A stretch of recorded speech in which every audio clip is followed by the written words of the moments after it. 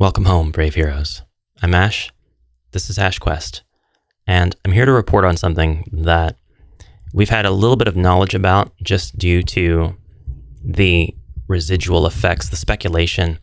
We know that Hasbro has laid off something like no insignificant number of percentage of their staff. We don't know exactly what that entails. We don't know what percentage of this is Hasbro. Hasbro does have certainly their own workforce. They have their own employees that are directly involved with the production of a lot of their things that are Hasbro branded. And when asked if I had covered the Hasbro layoffs, my immediate mental response was no. Why would I do that? I'm not an authority on the subject of Hasbro. I'm not a Hasbro channel. I don't care what Hasbro is doing. Hasbro has their own product lines. They've got their own Pulse website. They've got their own things that I'm just not interested in. But where Hasbro really gets interesting is not really these different exclusive products for the different IPs, but to me, they're subsidiaries. And it's when we start to talk about different subsidiaries that I start to get a little bit interested. There's been a lot of buzz this past week about the Hasbro layoffs and what that means for their subsidiaries and properties. We know that Wizards of the Coast is not doing so hot because of their frankly stupid decisions made in some out-of-touch office somewhere to screw up the SRD. And not just that, it's been a lot of other decisions that they've made as well that kind of show the direction that they'd like to take Dungeons & Dragons.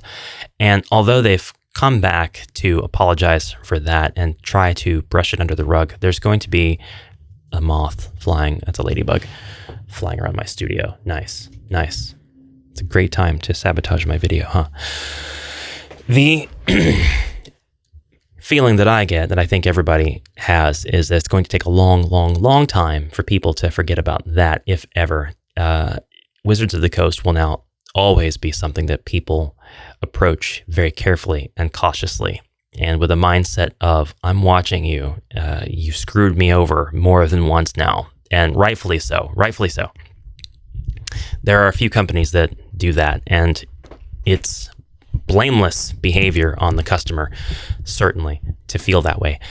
The talk extends into what percentage do we think the Hasbro layoffs affects the different subsidiaries?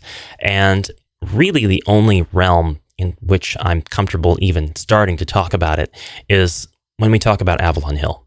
By the time you watch this, I would say 2 hours ago, Christopher NATO posted on his professional LinkedIn. Christopher NATO is the former Avalon Hill senior product designer and somebody who's worked with Hasbro for a long time, at least 15 years, I believe, and is probably better known in a lot of circles as N. Carmine, the voice that would contact content creators such as myself and Home of HeroQuest fans, XSC's Kurgan, on different things that were coming out, different little leaks and hints, and he was comfortable dropping certain photographs and clips into the Discord servers, acknowledging efforts made in the HeroQuest community to broadcast and put spotlights on different things. He was one of the good guys, as far as I'm concerned, and his post on his professional LinkedIn, which is available to see by the public, and something that I just shared in my Discord while recording this, confirms what a lot of people might have speculated on, that specifically Christopher NATO and members of Avalon Hill have been affected by the layoffs.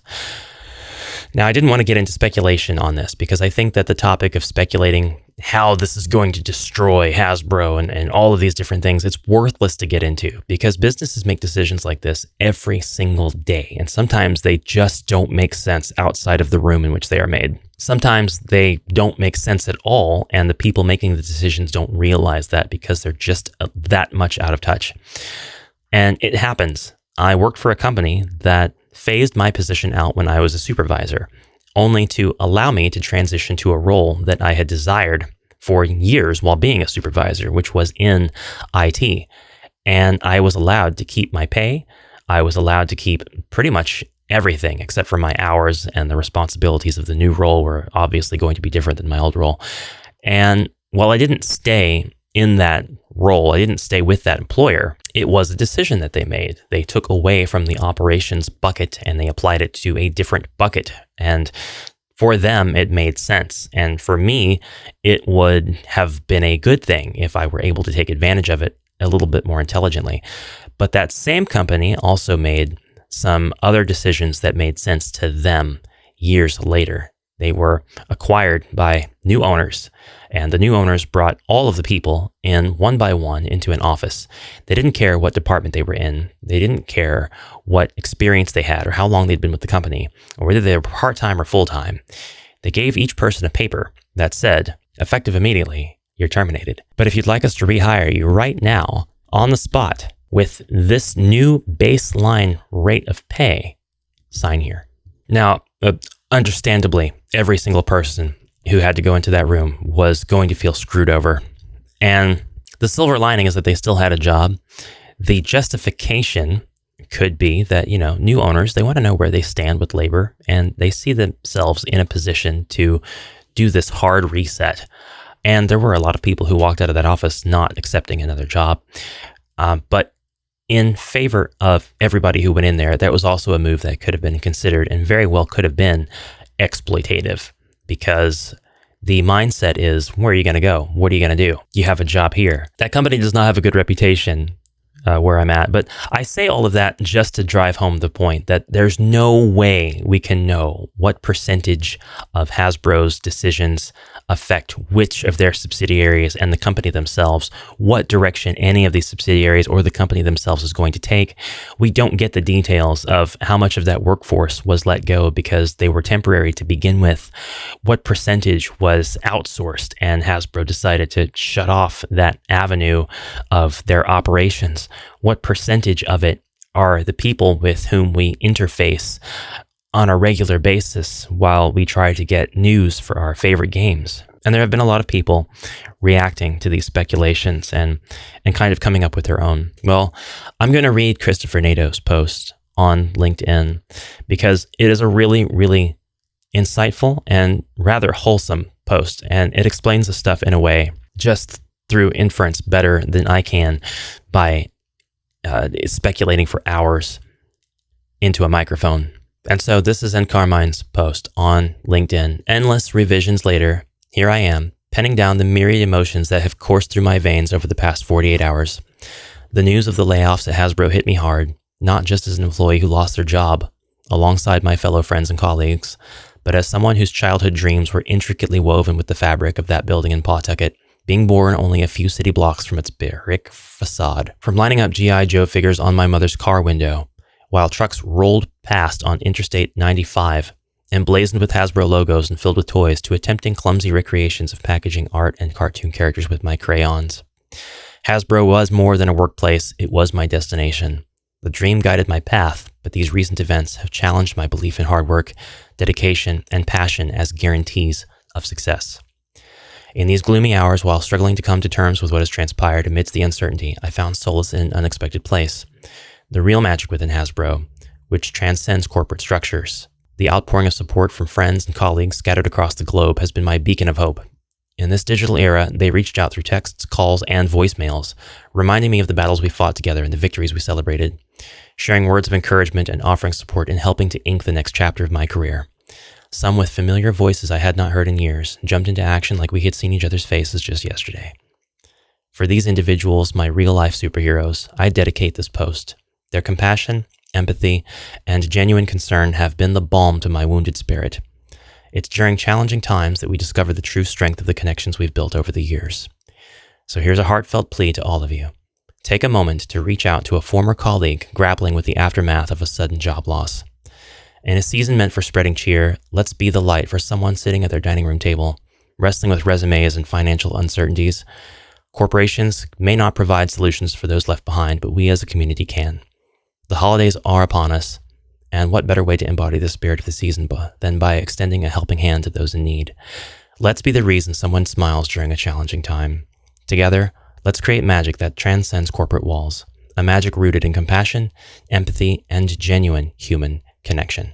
Together we rise, Hasbro family.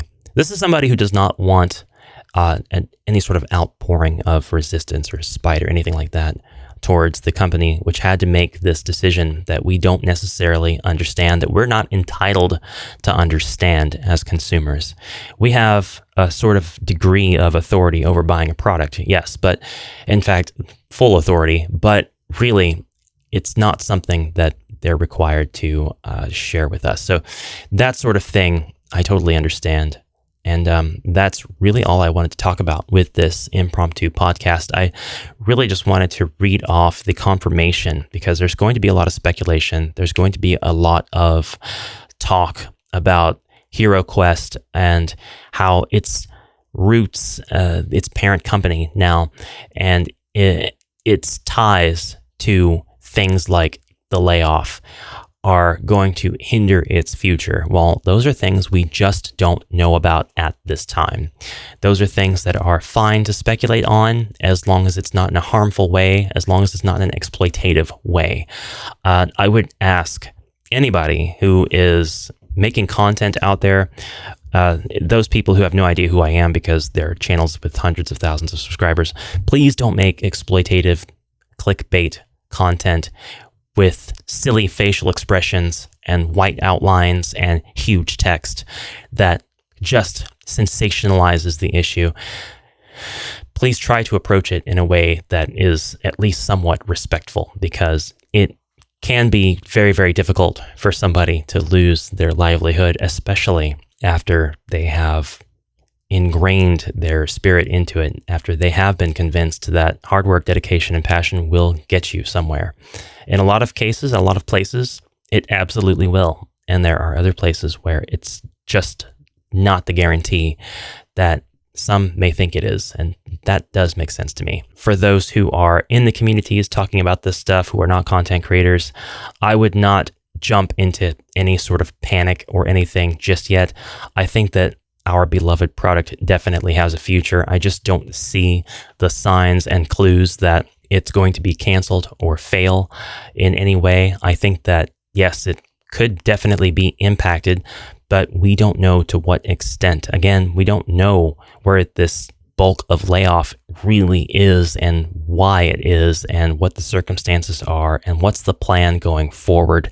The business can't hope to simply just lay a bunch of people off and not have a plan. There has to be something in place for the after. What that is anyone's guess outside, but I'd definitely be interested to talking to anybody who might have intel on that end of things. So with that said, thank you guys very much for watching. Please comment anything you like down below. It is a really sucky thing to hear that the voice of Avalon Hill for a lot of us is not going to be in that role anymore, and who is not going to be bringing us the same very relatable, understanding, same wavelength teases and bits and pieces of clues, knowing very well that we like to overanalyze and pick and peck at things. And we're not even sure at this point if we'll get any sort of replacement to that role, to that sort of interfacing with the crowd. And even if we do, it certainly won't be the same. So this channel, which is really just me and my lovely wife, sends out its heartfelt condolences to this sucky situation, and I hope that the very talented people who were affected by the layoffs can land on their feet as soon as possible. And I think I do speak for everybody involved when I say that as well, because I think the sentiment is shared very widely among the HeroQuest community as a whole. And with that, folks, I'm out. So I'll see you in the next one. Try to have a great rest of your day. Bye for now.